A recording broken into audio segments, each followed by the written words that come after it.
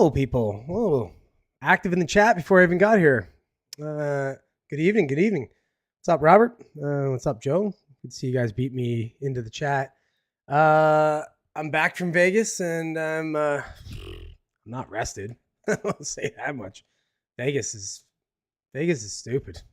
We'll talk about that. But yeah, good evening, guys. Welcome to the show. Anyone else who may or may not be here, or if you're not, whatever. But what are you guys saying here? Good evening. Early this night, just got back from the bush where I got soaked. Got massive late season rains here. Yeah, that is a delight.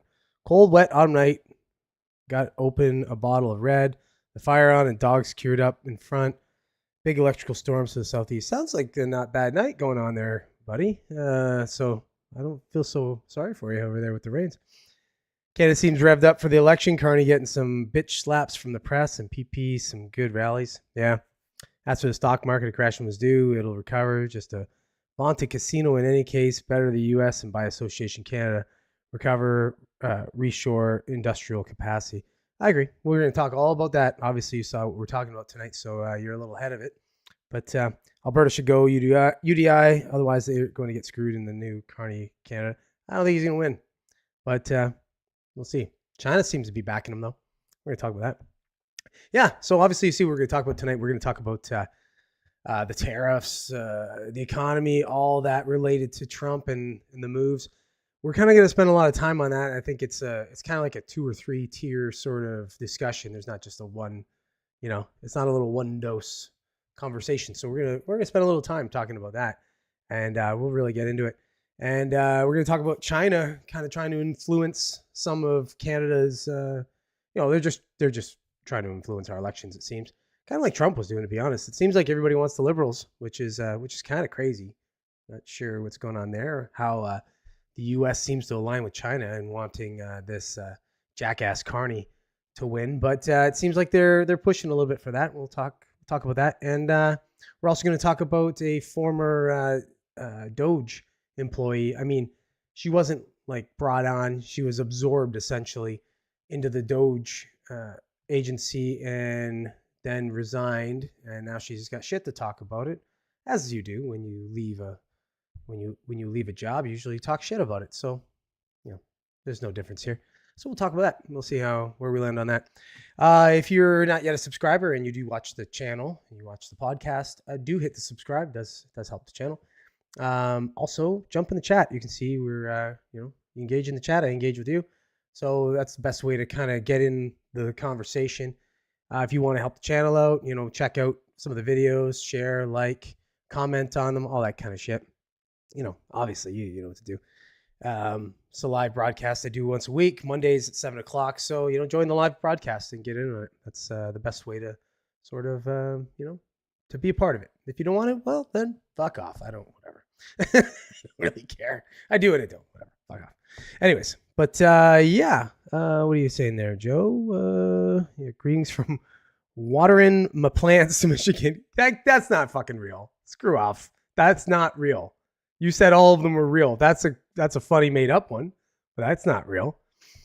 Alexander, thanks, buddy. That's why we call me by my God's name, my God-given name here.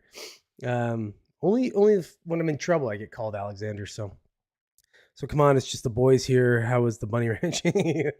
Oh, didn't do any of that shit at all, man. It was honestly, I don't want to get into it again. It was a stupid trip. It was just stupid. Honestly, all of it stupid. I don't even know what the fuck I was there for. I was there for my niece's wedding, and it was early evident that I wasn't really, it was just kind of like a token invite, I guess. I don't know. Wasn't really a part of much of anything, so it was kind of stupid, but whatever. It is what it is. It's over now. And I hate Vegas. Straight up, I hate Vegas. It's designed to just, you might as well just put your money on the outside of your pants and let the vultures just try and take it. Because it's just fucking awful. Everything's a price gouge, $18 beers and shit. Like, what the fuck off? Like, it was so stupid. It was so stupid, man. Honestly, I spent thousands of dollars on just nothing. It was just ridiculous. Stupid fucking trip. I couldn't not recommend Vegas more. It's gone to the shits. It's a complete just money grabbing tourist fucking sham at this point. So don't go. There you go. There's lots of other places to go. Vegas is just awful. So no great reviews from me when it comes to Vegas. In Namibia, they go for the U.S. equivalent of $1 per hour. What do you mean? So if you make $1 an hour, you mean? Like, I'm not sure how you mean by that. But yeah, it's just ridiculous, man. It was honestly ridiculous. It was funny. I think one of the funniest things that happened to me, as I'm walking out of the hotel that I was staying at, and these two trashy broads in cop outfits and sexy cop outfits come over. One just slams a handcuff on my arm or on my wrist, right? And I'm like, oh, okay, great. So I'm now in this fucking shit. So they take pictures with me. You know, I'm trying to I'm trying to have fun with it or whatever, right? But we're finished. And of course, you got to give them a tip, right?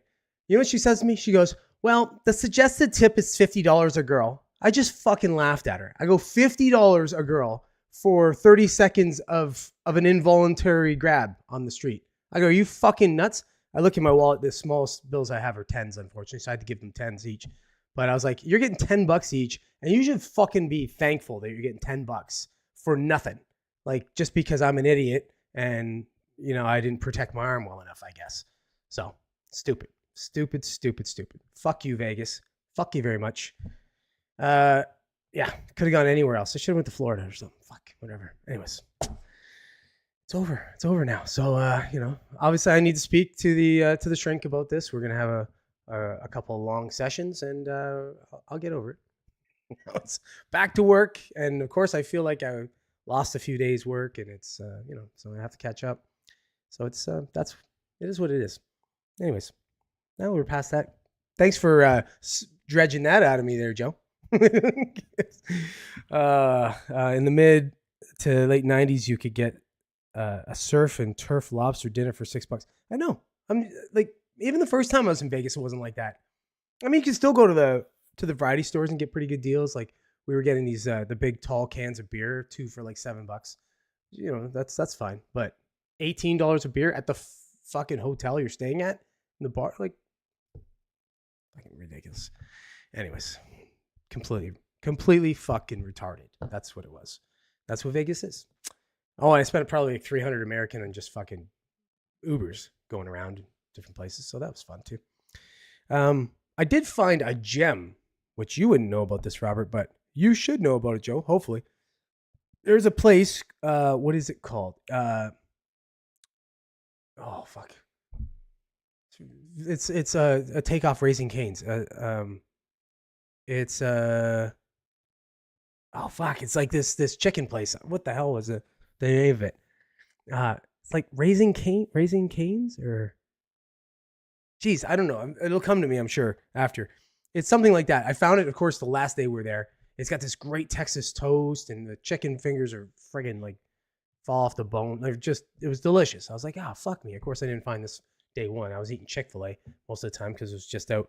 No, it's not Zaxby's. It's like I said, it's like Raising Cane, like the movie Raising Cane. It's something like that. It's a fun little take off that. But anyways, whatever. I'll try and find it maybe after or something like that and clear it up, or somebody will clear it up in the chat if they're so inclined. Is it Raining Canes? No, it's not Raining Canes. It's something really close to that. What the fuck was the name of it? Jeez, I don't know. Anyways, whatever. I'll find it. I'll find it after. Let's just carry on. Good fucking chicken place though. Holy shit, man! Right on the strip, the new strip in Vegas. Cane's sauce is a meme. Yeah, I think so. Yeah, so it's like they talked about how good the sauce was. I'm not a sauce guy, so I didn't eat it. But my brother was eating it. He said it was really good, but pretty bland. He said, but good. Anyways, really good place. Once I figure it out, I'll clear it out or clear it up on the on camera so everyone knows what I'm talking about. All right, let's get into the first thing, guys. Let's get on. Let's get on getting on. All right, let's get the browser going here. Am I on the right one? Yeah, I am. Okay, let me just start recording so I get a little bit of clip videos here. So no doubt you know, obviously, that Trump has created a big shit show with the economy. Fucking tariffs and destroying the economy. That's what he's clearly trying to do. He's just trying to kill the economy. I was looking at the wrong camera for a minute there. But yeah, so I'm going to read a few articles here. We're going to kind of discuss, different elements of what's kind of going on. And then we'll see where we land. Okay, so here's the BBC first. See what they have to say. Billionaire Trump backer warns of economic nuclear winter over tariffs. So billionaire backer of Donald Trump has urged the U.S. president to pause his recently announced trade tariffs or risk a self-induced economic nuclear winter. Amid market turmoil, hedge fund manager Bill Ackman said the president should take 3 months to allow countries to renegotiate their trading relationships with the U.S. I don't think so. Why should he take 3 months? No.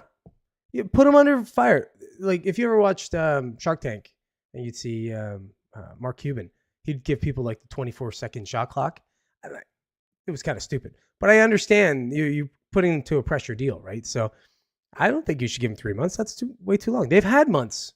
They knew this was coming. They knew that tariffs were coming, and they weren't forthright, and they weren't stepping to and saying, hey, let's renegotiate. They waited till the tariffs were implemented. And then they do it. It's almost like they're calling his bluff. Well, his fucking bluff is here, man. He's doing what he said he'd do. I don't agree with that at all. I think maybe you could say, hey, look, listen, we'll kind of put a little, while we're in talks, maybe say we'll give it a week. While we're in talks, we'll just put a hold on them. But if you don't reply in a week, well, fuck you. They're in. But they may have done that. I don't know. We're just not hearing about it. On Monday, Mr. Ackman's warning was echoed by other prominent Wall Street figures, with J.P. Morgan Chase chairman Jamie Dimon saying that Trump's tariffs risk pushing up prices for Americans.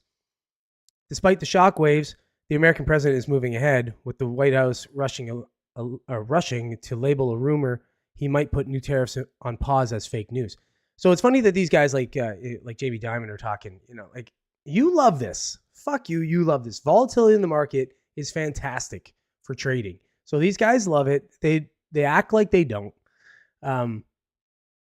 They're probably in the back end, like, negotiating these sort of deals. Like, they're part of it. But they want to get out and they want to play both sides. They want to act like, oh, no, we're not. We're not happy with this. This isn't good. This is going to affect the American people. They don't really care. So let's not play bullshit on this.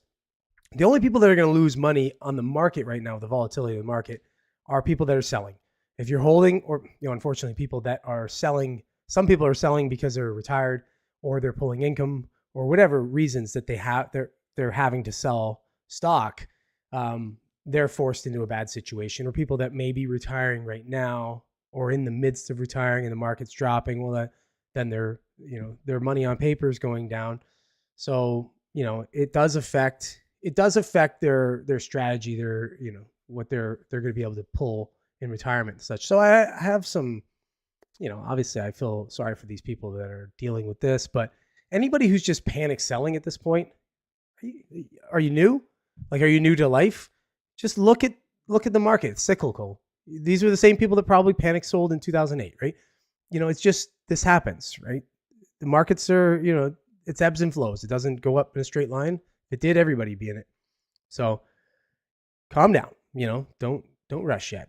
There's a plan here, and we'll kind of go over it a little bit. I think I see what the plan is. I think I see what the point in all of this is, in this big clusterfuck that seems to be created in the economy.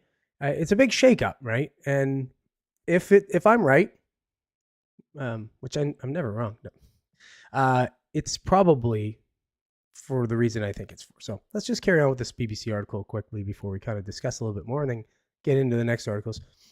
The rumor on Monday morning that Trump was considering a 90-day pause briefly lifted a swiftly sinking stock market after it was reported on financial network CNBC. You got to listen to CNBC, because that's where that fucking dipshit Kramer comes from, and he's never wrong.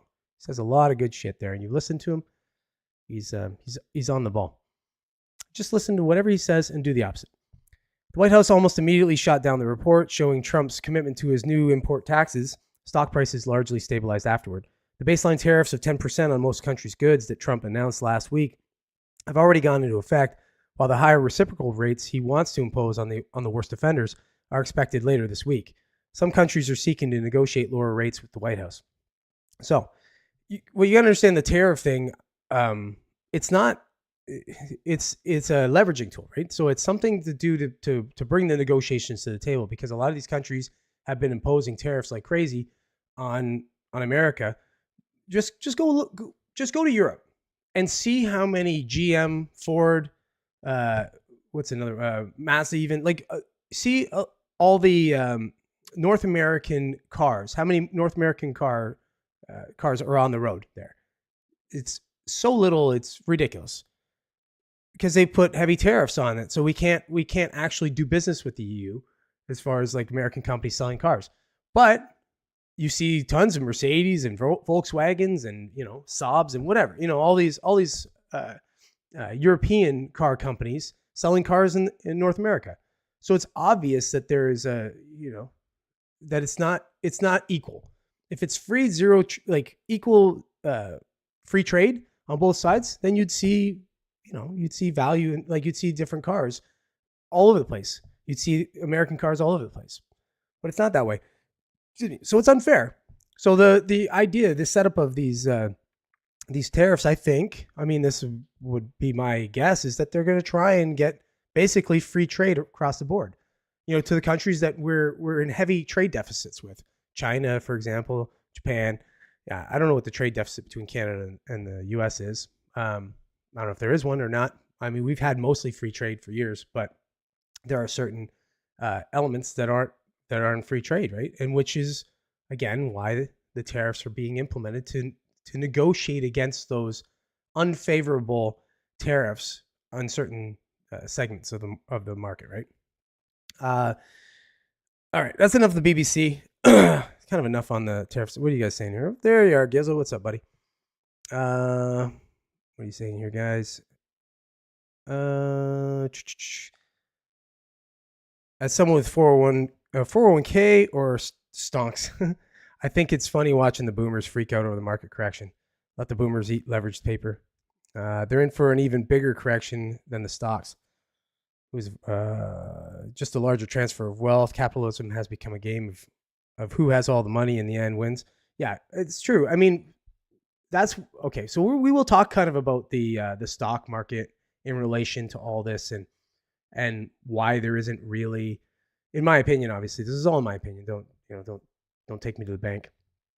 I was a financial advisor for 10 years. I'll put that out there, but I'm not giving you financial advice. I'm just kind of giving you from my personal opinion and some of my personal experience.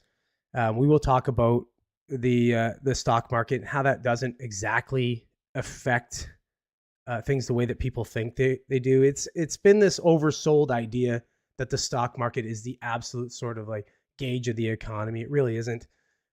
It does obviously have a part, does play a big role, and it's a good indicator, but it's not the only indicator, and it's not the only thing. So, calm down.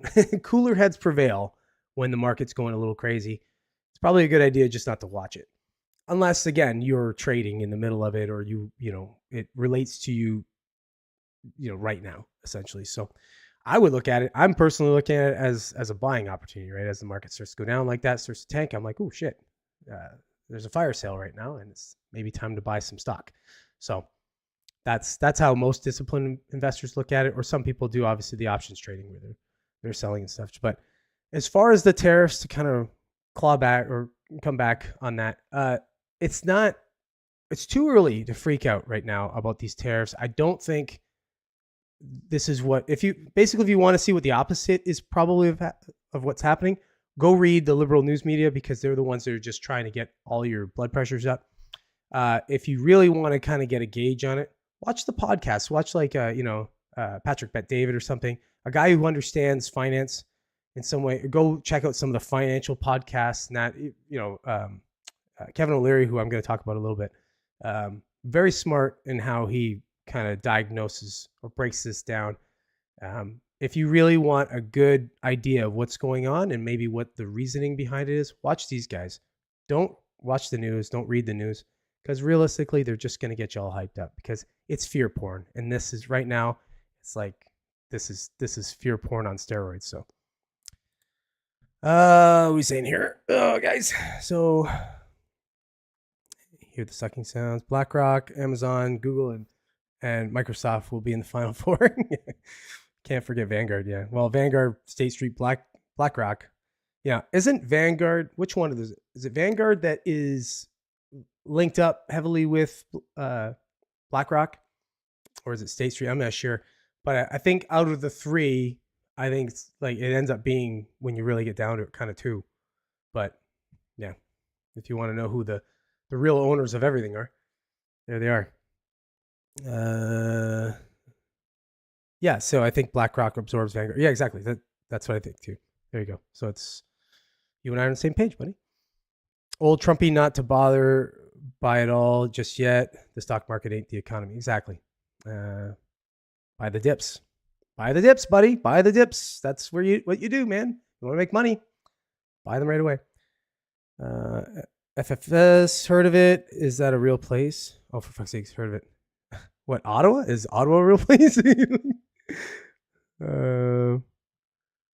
Not all of us are fortunate enough to buy the dips. Like something around 80% of Americans can't even afford $1,000 emergency. That's true. Yeah. Oh, way to fucking clap us back to sad reality there, Joe. Jeez, that hurts my feelings, buddy.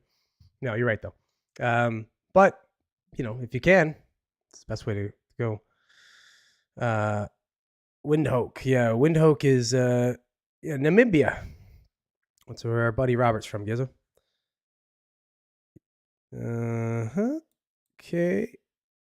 Oh yeah, what's going on with my chat's going weird here, but anyways, yeah. So let's kind of talk about the second idea of this. I want to kind of get into this.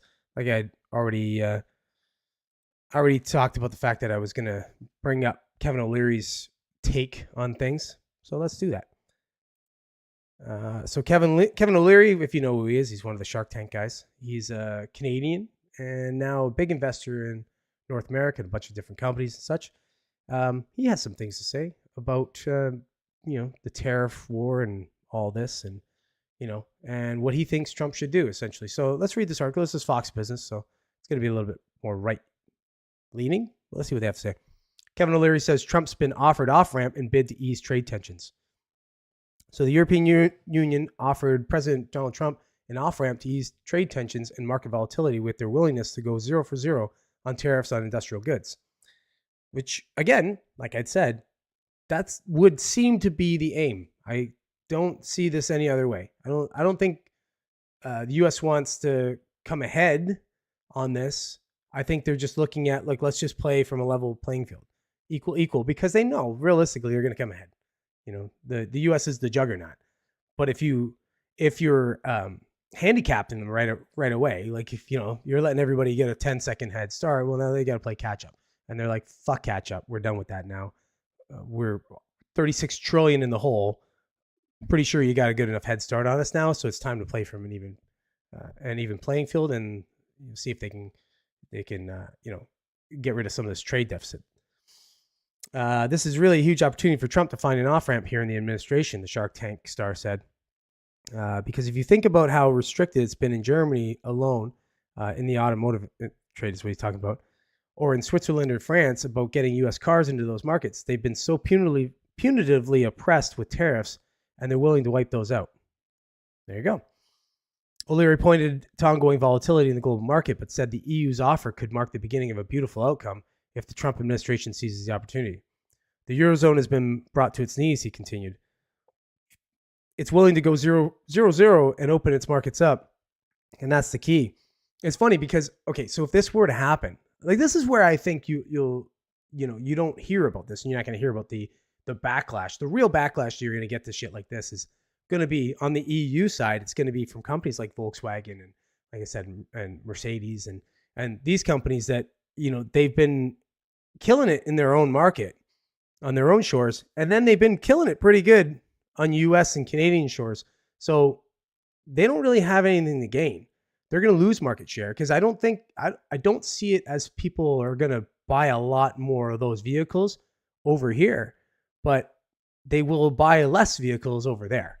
So this is not in any way a good thing for these car manufacturers unless they then start to build, which they do, a lot of them do, they start to heavily build over in the US and Canada and stuff, and then they can sell, maybe try and get more market share over here, as opposed to offset what they're losing over there. So, this is all politics, right? So companies play politics with governments. It's not just governments, sitting at the table. It's these big corporations as well. So this could be a lot of what some of the pushback is on these tariffs. But if they go with 0-0, holy shit, man!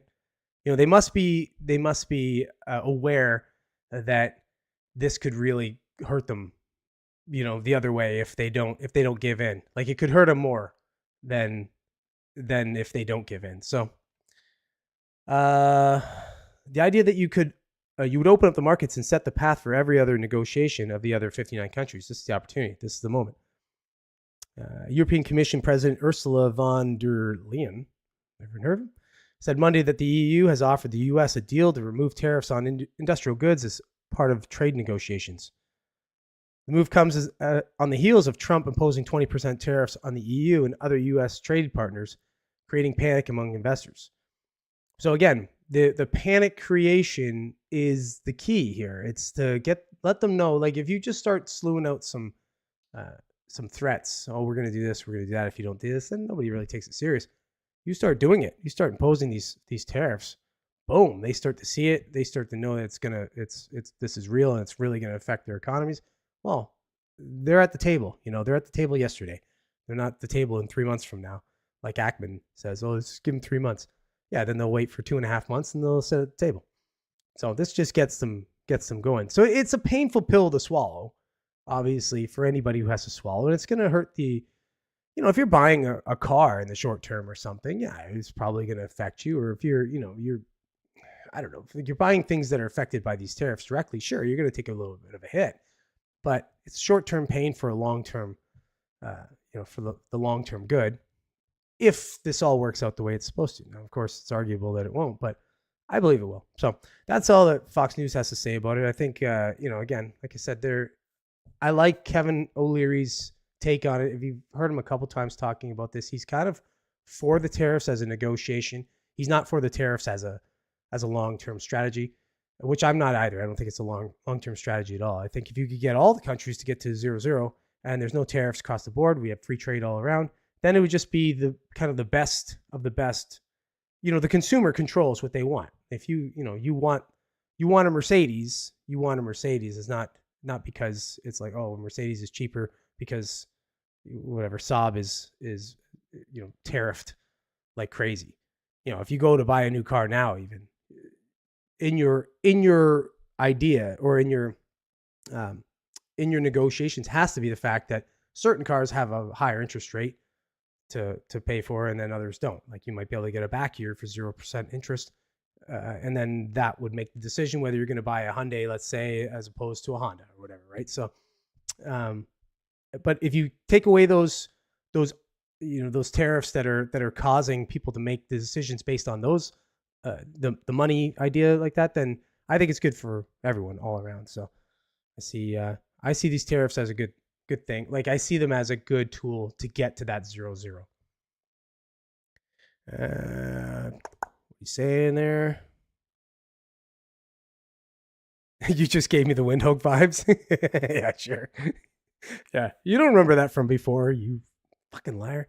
Gizzo's a scammer, by the way. He's a scammer. He writes shit down.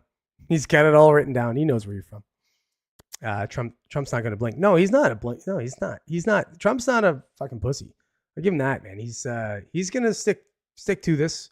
He sees a window of opportunity right now while he's got this momentum of change driven behind him, and he's going to ride it. And I mean, obviously, anybody who's not like an anti-American, anti-North American, anybody who's not a fascist, fucking communist, all the different things you call them, want this to work.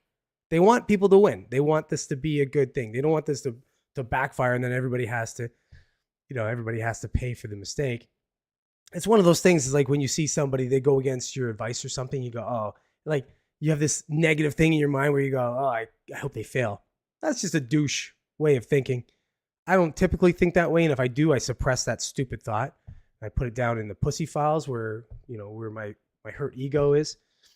So if you think that, you're just a goof, But I think most good people want this to work. You're giving them leeway. They voted for him, so. The paper gold market is 400x leveraged. COMEX and Lime are done. Clock ticking. Not really familiar with that market exactly, so, but I'm sure you are.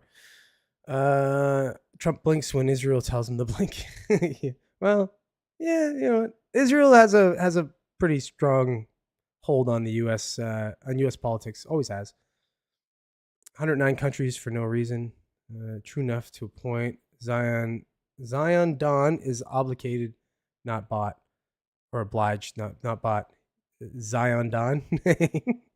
Trump transactional to the point of his principles, not beyond. Let's hope.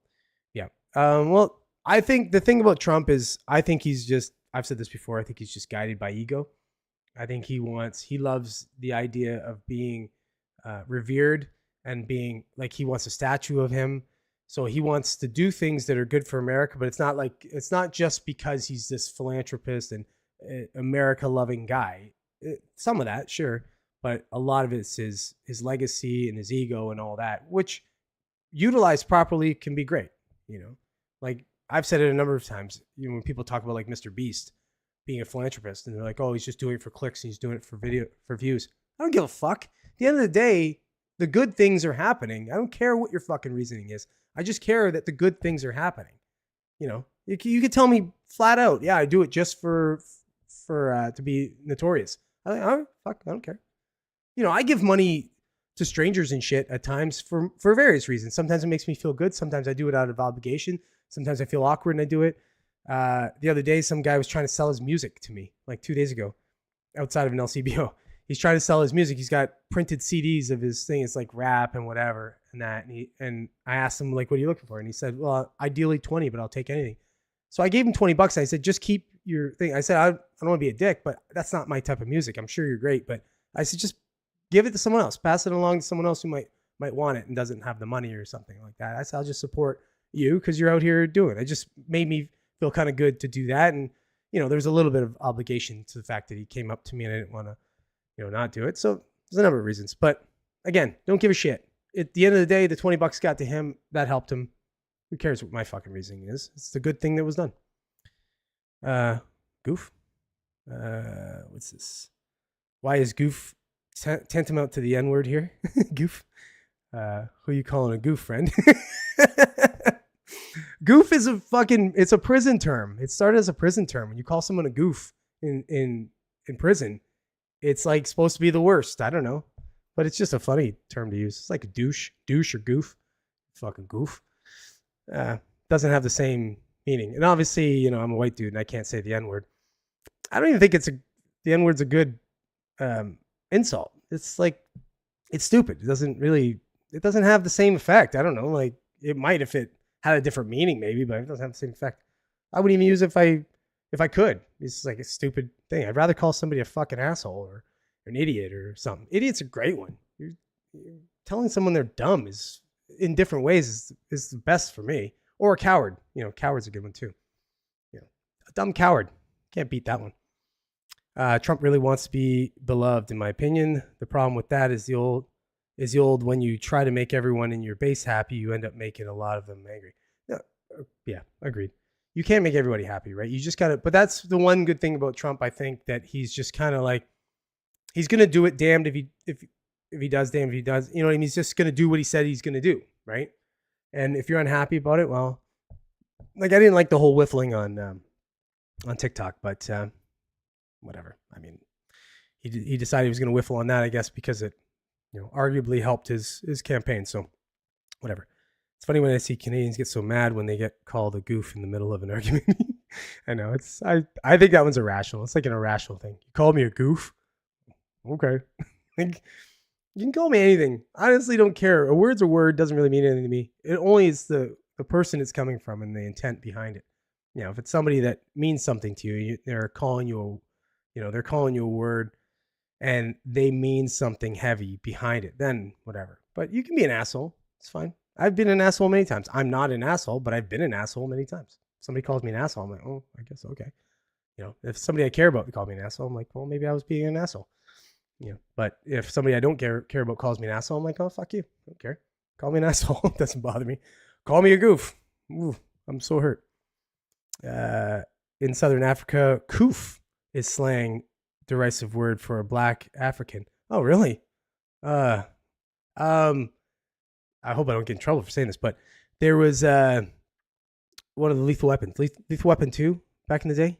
And guys from South Africa, the guys that were racist guys from South Africa, they would say kefa. I guess that was a slang for them for black people or something, because he would call him a kefa lover. Yeah, kefa lover. I didn't even know what that is. So it just goes to tell you, there's slangs everywhere. Like, it doesn't. Who cares? It's just a word. What's a fucking word mean? It's like somebody called me a honky. Oh, okay. Does that mean anything to me? Or a cracker? Doesn't mean anything to me, so it doesn't matter. Like I said, it's all the intent behind it. Goof just means COVID here. Goof doesn't mean much on the East Coast, but on the West Coast, it's literally the worst thing you can call someone. That's weird. What, are they all a bunch of criminals out in the West Coast? Bizarre. All right, let me see what else I got here. No, I'm not gonna read this one. This is fucking global news. Screw global news. Let's just do this one. Let's carry on. We're at 37 minutes anyway. Let's carry on with the next thing. We'll kind of get off the Trump and tariffs and all that shit stuff. Here we go. So they used to accuse Trump of being a Russian asset and Russia helping Trump get elected. Well, now we have the Canadian version of that, and we have the Chinese apparently helping Mark Carney get elected. Oh, good stuff. I'm going to read this article. This is what is this? This is the Star. So let's see what the Star has to say. Mark Carney targeted by Chinese news account on WeChat. Foreign interference watchdog warns. So a government task force searching for foreign interference in Canada's elections has identified a campaign targeting Liberal leader Mark Carney. The task force made the announcement Monday morning, highlighting what it believes is inauthentic amplification behavior on WeChat, a Chinese social media platform. It found two instances where the platform's largest news account, Yuli Yumian, I don't know what the hell that is, Yuli Yumian, amplified information about Carney. According to the government panel, inauthentic amplification happens when multiple accounts post similar content within minutes or even seconds of each other. This often includes identical headlines or posts on accounts that have been used to share Chinese government perspectives in the past. Propaganda. Chinese propaganda. Yuli Yumian is linked to the Chinese Communist Party's Central Political and Legal Affairs Commission. The same account was previously reported to have targeted Conservative MP Michael Chong and Liberal MP Chrystia Freeland. Oh, crazy how it's all linked into the Liberal Party. It's all woved in. The two campaigns targeting Carney happened on March 10th and March 25th. It included both positive and negative posts about Carney, according to the government. The posts are written in Mandarin. WeChat has an overall audience of 1.3 billion globally. Holy shit. But it's unclear what size its audience in Canada is. Probably half that. The Star reviewed WeChat posts that referred to Carney's resume as a banker and economist, but also identified him as a parachuted prime minister. I don't know what that means. A black sheep and a political temp. The articles highlighted the Liberals' previously weak polling numbers and Carney's poor French language skills. Chong, who's running for re-election in Wellington, Halton Hills, said the posts were proof the Chinese government wants Carney and the Liberals in power.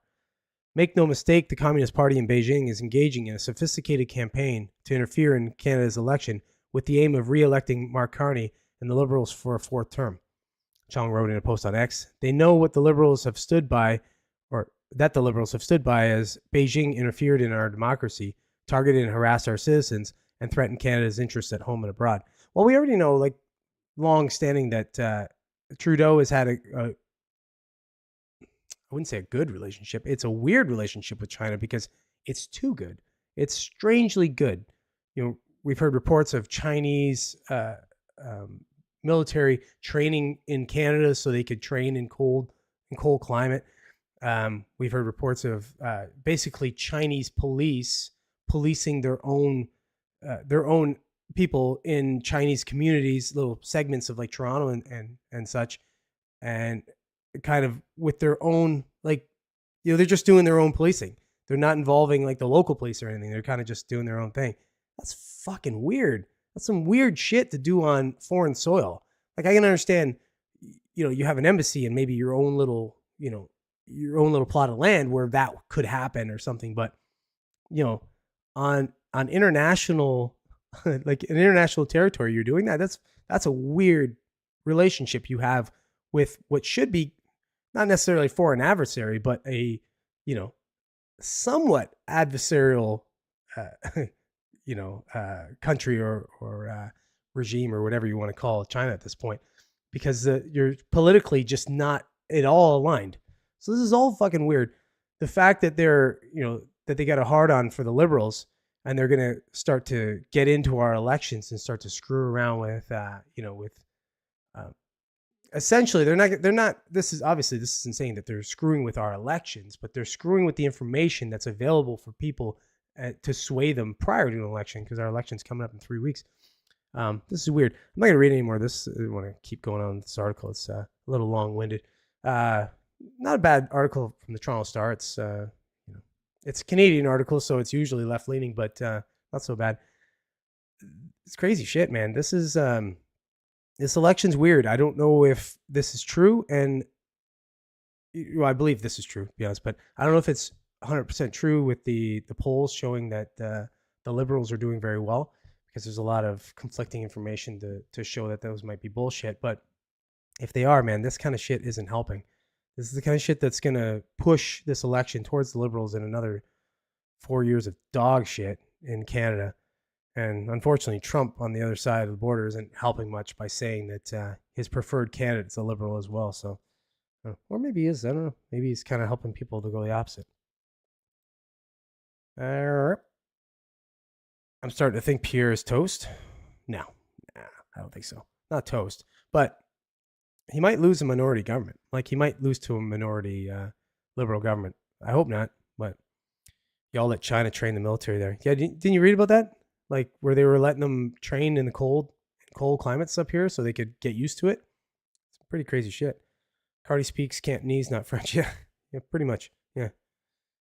India likes doing their own policing around here also. Really? That's crazy. Well, when you get a country like Canada now that there's like, I don't care, whatever. I don't care if this sounds racist or not. This is just what it is. Where we were primarily white, primarily Caucasian, for a great number of years, we open up the borders to immigration, and we get an influx of Indian and Chinese people, and from all over the place too, but primarily those two countries. Well, yeah, it changes the demographics of the country, right? So now you're going to get, where you used to have like a little Chinatown or something. Now you're going to get like fucking massive segments of a city that are all like Chinese or another, or, case in point, look at Brampton. If you know of Brampton, Ontario, it's, people make jokes as Bramladesh. It's just the Indian population in Brampton is probably conservatively 60 to 70%. So, it just changes the country. It just changes the demographics of the country, and it changes it fairly quickly. So culture and all that kind of shit suffers. Brampton, yeah. Yeah. I live close enough to Brampton. Pretty soon you'll need Canada Town. Yeah, exactly. It's whatever. I don't give that much of a shit. I just wish we'd all blend by now and we just all be one color and one thing, so we wouldn't have this bullshit of, oh, you're this, you're that. I don't fucking care. It's more culture that gets on my nerves. If you got a weird fucking silly culture where you eat dogs or some shit like that kind of shit bugs me. I don't give a fuck about your color of your skin or any of that crap. It doesn't move my needles at all. But you don't go to a country like I wouldn't dare go to a country and just try and push all my culture on them and be like, oh, you have to adopt all of it. Fuck off. I'll just go and adopt that culture, or I won't. I'll go somewhere where I like. I've said this a number of times on the podcast, so you guys all know racist culture. Yeah, kind of is. I mean, realistically, it's we we make distinctions between the two of them, but realistically, it is that. But soon enough, man, maybe soon enough, we'll be lucky enough that it'll just be humans versus everybody else. We'll see. Hopefully our future Indian government will let us keep our toilet seats. I've grown fond to toilet seats. I don't know. Hopefully it's just not illegal. I mean, do whatever you want. You want to shit in holes, that's up to you. But I do like sitting down. Cannot those people crap where they belong? Now we're getting pretty racist, boys. This is turned into a racist conversation. Let's get on to the next thing. I'm not going to talk too long about this. CNN politics, so dog shit. But let's go. So Doge is under fire again. I mean, now they're trying to get some, they're trying to get a little bit of like dirt, essentially. They're building a case against Doge. And here's just one way to build a case against them. They've got a former Doge worker. I rolled my eyes because this was not someone who was brought in to Doge. This was somebody who was absorbed into Doge. So they like to say that. But anyways, we have a former Doge worker that is coming out and talking shit about Doge. And CNN's all over it, and other agencies, MSNBC and all that kind of shit. They're all over it. But, excuse me, let's see what they have to say. Let's see what the dog shit people have to say. It is a wrecking ball. Former Doge worker describes Musk-led government slashing effort from the inside. There she is right there. Well, a very white-colored dog shit. Elon Musk has claimed the Department of Government Efficiency is the most transparent organization in government ever. But Marichi Vinton, a federal worker who recently left her job at the Government Information Technology Office weeks after it was taken over by Doge, told CNN in an interview she witnessed a highly secretive effort operating by a different set of rules. She described a wave of new staffers with limited knowledge of how federal agencies operate, taking a bulldozer-like approach to shrinking the government. I love that. You guys have to have knowledge of how government agencies work. Here's what they should have done is they should have done a whole like crash course with them or a little onboarding, if you will. They should have said, okay, listen, all you new Doge guys that are here and gals that are here to try and, shed a light onto the fraud and the waste and all that kind of stuff. This is what we do. Okay. What we do is if we want to spend some money on, say, a hammer, we want to buy a hammer. We have to go through 7 different people. And by the time we end up buying the hammer, it's worth about $8,000. Okay. That's how the government works. So I don't know how it works over where you fuckers are from, like business and making money and all that shit. But here we waste a lot of it. Okay. So you need to just figure out how we do it here. And then you need to, go along with our shit. Don't try and shake it up. That's not what you're here for. A lot of government culture, love it or not, is about collaboration and consensus building. That has not been the Doge approach, Vinton said. They kind of do things their own way. Well, yeah, because your fucking way doesn't work. Okay? Your way is waste and garbage. Their way is to come in and clean that waste. And if you look back to when Obama was president, he actually put Biden as his VP on a task force to clean up government waste. They were talking about it then. So fuck you. Like a bunch of frauding pieces of shit. In her first network interview since stepping down, Vinton offered an inside perspective on the events that unfolded at the U.S. Digital Service, which was formerly Doge. Doge just absorbed the U.S. Digital Service. She watched as it turned into the staging ground for the administration's push to drastically slash spending, reduce the federal workforce, and remake the government around Trump's priorities. The Doge effort, which has led to massive layoffs, canceled contracts, and at times wildly inaccurate claims. Fuck you, CNN. I read this garbage. But it's good. It's good to see what the idiots have to say, right? Because you want to know what they have to say. These guys like to try and pretend like they're, that they're impartial. CNN's been trying to push this idea that they're in the middle. You're just brutal. They've played a pivotal role in shaping public opinion of Trump's second term. Vinton, 44, stated in 2021 at USDS, the executive branch office created under President Barack Obama to improve technology across the federal government. She worked on the temporary expansion of the child tax credit and was one of the architects of Direct File, which allows many Americans to file their taxes directly with the Internal Revenue Service. Vinton said she joined USCIS to support rebuilding efforts after the COVID-19 pandemic. She voluntarily left the government in March, roughly 2 months after the Trump administration transformed USCIS into DOGE, allowing the initiative to occupy an existing government entity rather than creating a new one to run the cost-cutting operation. I came to the government to really build great experiences for people, to interact with government, to get their benefits easier, to file their taxes easier, to get their tax refunds quicker, Vinton said. That's why I joined government. What I see DOGE is doing is they're actually breaking a lot of that down. They're actually breaking those things apart. Well, because they don't fucking work. They're over cost. They're just fraud and waste, you idiot. I think it's going to be incredibly hard to rebuild. Yeah, well, you build a big pyramid of fraud. Well, it's, and you start smashing it down. It's going to be hard to rebuild that pyramid of fraud. So no, you're right. I feel sorry for you. Vinton said she and other employees learned that USCIS would be turned into DOGE on Trump's inauguration day when the president signed an executive order rebranding the agency. We were all stunned. That evening, we received invites to interviews to meet our new colleagues. So I go through this bullshit.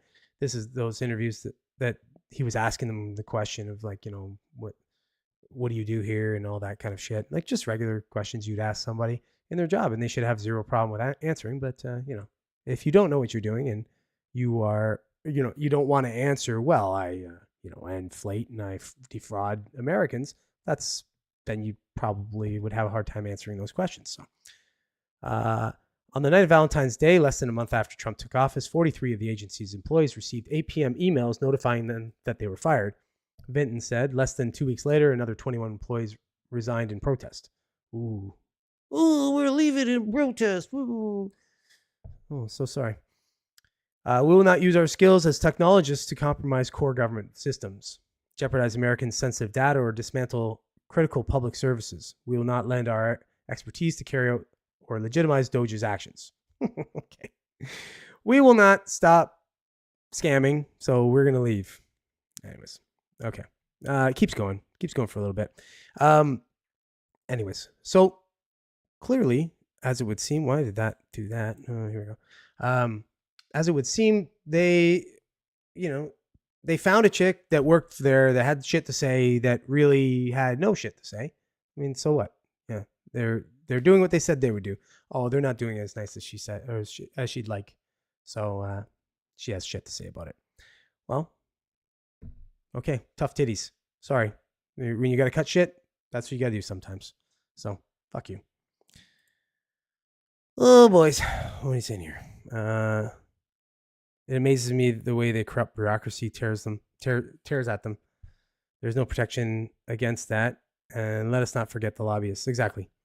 What Elon comment? Oh, what are you saying? I didn't see that. I think Gizzo's gone. I have the solution: no more taxes. That removes all financial fraud. Yeah. Well, I mean, yeah, there's something to be said that way for sure. It's funny though, because I do take a centrist approach to a lot of different things. And when information comes my way, I parse it out and I investigate it a little bit. I don't just adopt a thought right away. I can adopt an idea a little bit, but then I have to break it down. But, there are some things coming out about Elon maybe being a bit of a fraud when it comes to like video games, which is weird. Again, it's just stuff that Candace Owens has been talking about with a couple other like YouTuber guys and stuff, and they've done some deep dives and actually figured out that, well, again, it's kind of conjecture because I don't know how they can figure this out exactly, but it would seem that he doesn't have the information that he would have if he were at the level of these games that he says he's at and such. The one I don't know, but Diablo 4 is one of them.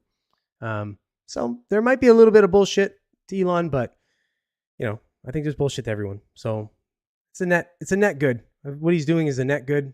Is there some bad shit in there? Sure. Obviously, there's always going to be some bad shit. You're going to make an omelet, you got to crack a few eggs. Whatever. No. If you're going to make a bottle of ketchup, you got to crush a couple maggots. That's a good one. That's actually a really good one. That I just made a good one right there. So, do you want the bottle of ketchup? There's a couple maggots in there. It's like, I still eat the ketchup. They're crushed up. Whatever. Oh, bloody awesome thunderstorm going on there. Well, look at you, man. I like those. That's kind of cool. I don't like sitting out in it, but I honestly wouldn't mind paying taxes if the money actually goes to where it's supposed to go. I wouldn't consider war in Ukraine national defense. I agree. Yeah. If if your taxes are going to infrastructure, if your taxes are going to social programs, locally, and they're going to whatever, like a number of different things that they can do. They're going to, like, helping disabled people and things. So all that, the social stuff, that great, yeah. But I'm with you. Like a ton of it going to foreign aid and and pushing foreign wars to line the coffers of these these big companies like Raytheon and and whoever else are selling all the weapons and stuff. Yeah, no, I'm with you, man. It's bullshit. I'll make my own ketchup, thank you. Yeah, there might be a maggot or two in there too, just so you know. All right. Well, listen, guys, that's basically all I got. That's it. I mean, what else? There's nothing else to talk about. We're at 57 minutes, so I mean, realistically, I wouldn't worry too much about the economy in the long term. The short term, sure, it's going to suck a little, and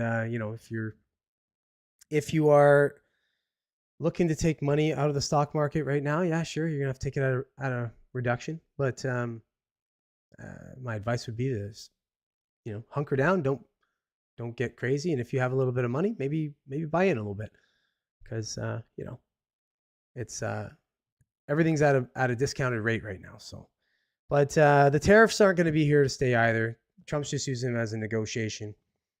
Things are going to change. I think April's going to be a bit of a rough month. But we'll get to the end of that. In Canada, we'll get a new government in. Hopefully, we get a conservative government in, and then a couple things will change. If we get that conservative government in, even if we get a liberal government, maybe some will change. I mean, we've already seen the carbon tax lifted, so that was a nice 20-cent drop at the pumps, which is great. But yeah, overall, I don't think the economy. I don't think we're in that much trouble. I think they'll kind of manipulate it a little bit, the lower interest rates as they have to, and yeah, I think overall it's going to be good. Short-term pain for some long-term gain, essentially, if they can make some headway with the trade deficit and the overall deficit, for both countries. I mean, Canada and the U.S. If they can't, well, then we're fooked. We're fooked sooner than later. But otherwise, I think we're okay. Thanks for watching, guys. Thanks for being with me. Obviously, Robert, Joe, Gizzo, good to have you with me. Anybody else who was in and out but didn't jump in the chat, thanks for watching. Thanks for being part of the podcast. Like I said, again, jump in the comments section. It's the best way for me to know you're there. Best way for us to engage. And you can get your comments out. Good, bad, just make them smart. Either way. Yeah. And check for any video I might drop between Tuesday and Sunday, 5 o'clock Eastern. Look for those videos.